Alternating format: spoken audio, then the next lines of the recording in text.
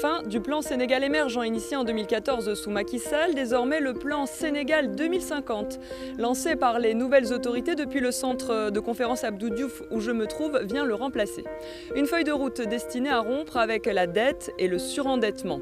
Elle table sur une croissance de 6 à 7% dans les 5 prochaines années, une inflation maîtrisée autour de 2% et ambitionne de tripler le revenu par habitant d'ici 2050. Notons qu'aujourd'hui, 4 Sénégalais sur 10 vivent en dessous du seuil de pauvreté. Alors, pour parvenir à cet objectif très ambitieux, l'accent sera mis sur le capital humain avec notamment la formation de 700 000 techniciens d'ici 5 ans. Cette nouvelle stratégie nationale de développement est une réponse innovante au défi de la transformation systémique du Sénégal.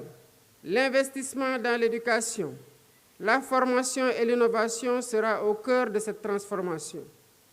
Nous mettrons en place une politique éducative de qualité pour tous, ainsi que des réformes visant à offrir à chaque Sénégalaise et à chaque Sénégalais des opportunités égales, quel que soit son lieu de résidence.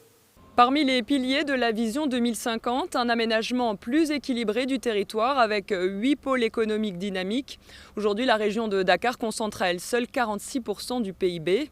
Autre pilier, la bonne gouvernance et la décentralisation dans le cadre de la démocratie participative. Déjà dans la démarche, il y a des failles qui sont identifiées et ça, nous avons posé le doigt dessus pour dire qu'il faut davantage une approche beaucoup plus inclusive, beaucoup plus participative, qui permet d'inclure les citoyens au début pour que ces citoyens puissent être mobilisés tout au long de la mise en œuvre et qu'ils puissent faire également le travail de contrôle et ensuite de l'évaluation des politiques publiques.